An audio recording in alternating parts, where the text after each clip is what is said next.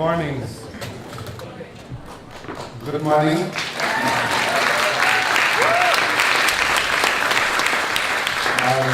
My name is Pape Gaye. I'm the CEO of IntraHealth International.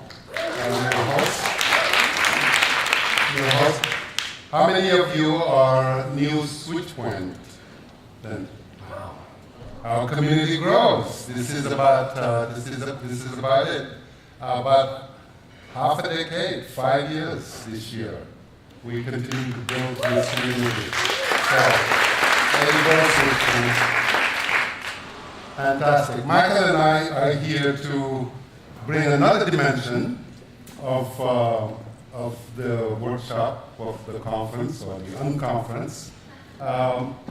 We want to bring in the subject of the Sustainable Development Goal, which might sound a little bureaucratic, little UN-y, and so forth. But for us, it's actually very important. That's why we want to take the time to actually demystify these SDGs for you. We want to talk a little bit about the facts. The reason why this is actually important to me is that it is crucial that we do not forget the so what. And the so what of SwitchPoint, and the so what of all of these unusual gatherings, and the so what of innovation is because we are in the business of saving lives and improving lives. And as the saying goes, make this planet a better place. And every one of you knows that this is our leadership. There's a call for our leadership. There has never been a time in the history of humanity where there's a call, such a strong call for our leadership. The world is crying for us to lead, but to lead differently. To lead in a way that is conformed to what they want. You just have to look at the news every single day. So it is important for us to remember what is the global framework in which we are all operating. So Michael and I are going to try in these few minutes to do that. So I'd like to take this opportunity to introduce Michael Bzdak, a passionate global champion. Michael is with Johnson & Johnson, whom we know is one of the corporations that really has a very strong commitment to nurses and health workers in general. And it's been such a pleasure for us to collaborate with Michael over the years. And Michael is a big CSR champion, and he's going to start by unpacking some of these figures and facts. Michael? Thanks, Pop, and we're going to try to make this fun, and as the next half hour or so moves on, I think you're going to be able to put SDG and fun in the same sentence. So trust me on that. This is a big topic, and I'm honored to help represent what has become a global call, as Pop said. And it's not just the big corporations, it's not just the World Bank. This one is going to rely on individuals, which I think is the most powerful message from the SDGs. I mean, we were at Johnson & Johnson, we were very much part of the MDGs and made a big commitment to mothers and children. And it was a different process then. The private sector really wasn't that involved in creating the goals and indicators and targets. So this time around, I think it was a little more inclusive. Certainly there's a role for corporations and foundations and NGOs and governments, but a lot of the action and a lot of the pressure is going to be on local communities and individuals like you, global humanitarians. And I think we're going to need a lot more than serendipity, although I'm a big believer in it, Jessica, to tackle this. So there are 17 goals, right? You're going to see them a little later. I'm not going to give it away. But you're going to walk away, I think, after today with knowing you're going to be a content expert on the SDGs, hopefully. You're going to actually get to touch them. There are 169 targets. which, already, when I started looking at this months ago, because our company is now researching and determining and meeting with stakeholders how we can play a role. So just a quick fact, only 20% of the major corporations, I think the top 200 corporations in the world, have actually made a commitment. And another 40% are in the stage that we're in, trying to figure it out, where we can best play. Because, as Pape said, I come from CSR, and to accomplish these goals, it's going to be the full plate of a business approaching this as a business and not charity. So I think that's important to note. And below those targets, 230 indicators, which again, overwhelming. But once you start picking through the targets, the goals, and indicators, you start seeing some really interesting patterns. And that's where I think the real opportunity is for anyone on any scale to get involved, to start seeing the connections among youth unemployment, gender equity, girls' empowerment.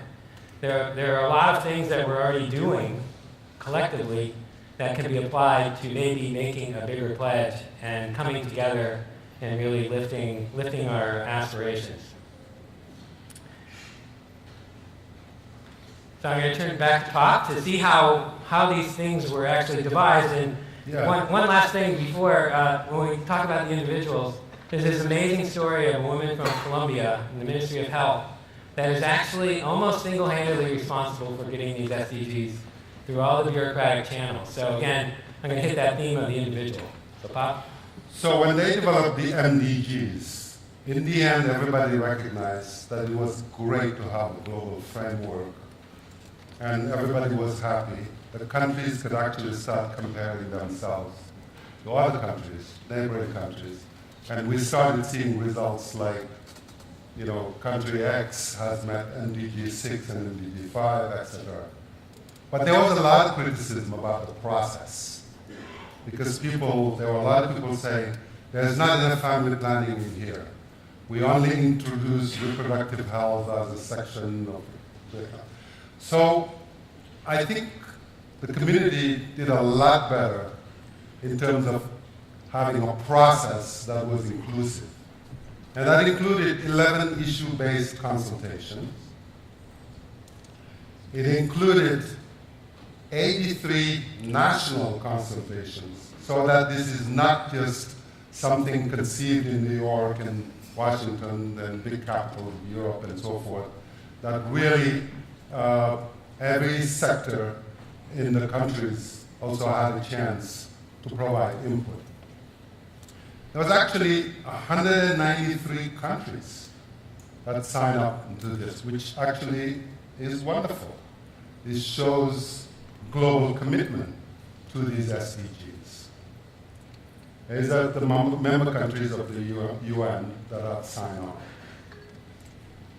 And then this is where we actually have data gaps.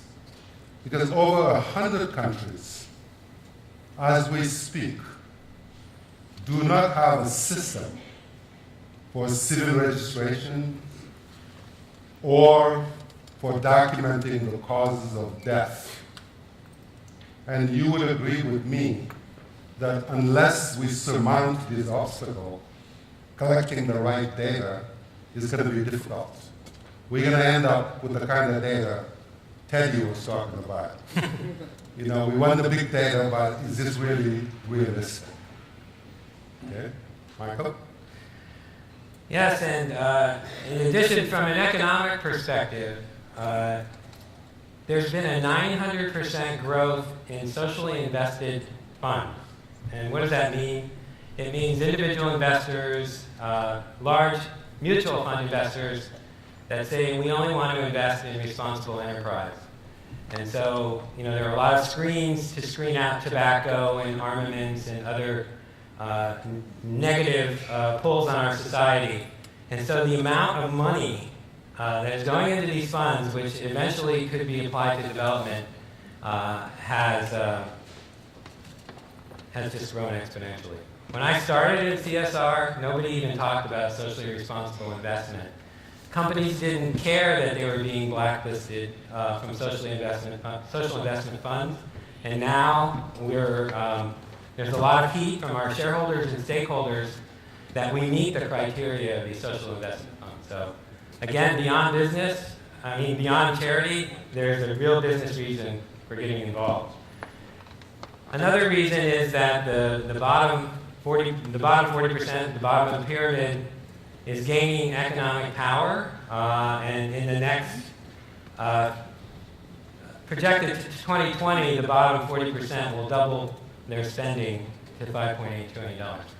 I mean, that is not meant to get the attention of people like us in the room, but it certainly gets the attention of the Coca-Colas, the GEs, and all the other companies that whose long-term plans are to be in business in these economies. So, bottom line is a lot of reasons for involvement from the private sector. So, what does this all mean for us?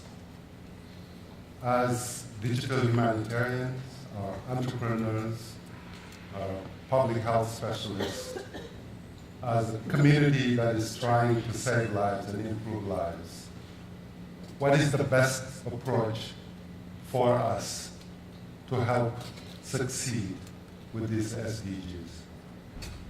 What I would like to propose is that we go back again to the so what, and we go back to the individual that whose life we're trying to improve. So I wanted us to again look at the big picture. It's going to help us collectively move, but how are we going to see our individual work through these SDGs? So I'd like to suggest that it's us and it's the individual in front of us whose life we're trying to improve. I'd like us to think about it as Madame Diop, who lives outside of Dakar, who's a mother of 8 children, and who's striving to just make ends meet, who's trying to feed those children every single day. And she has lots of needs. She has health needs. She has needs for economically improving her livelihood. And she frankly has needs that are very similar than needs that we have to just make their life better. So that's the challenge that we have as creative people, is to see how we can build network, how we can use the tools that Jessica is proposing to faster than ever support Madame Diop and her family. So let's not look at these SDG as just a bureaucratic set of figures, but really let's look at it as a framework through which we can improve the way we're conducting the business of development. I thank you. Thank you.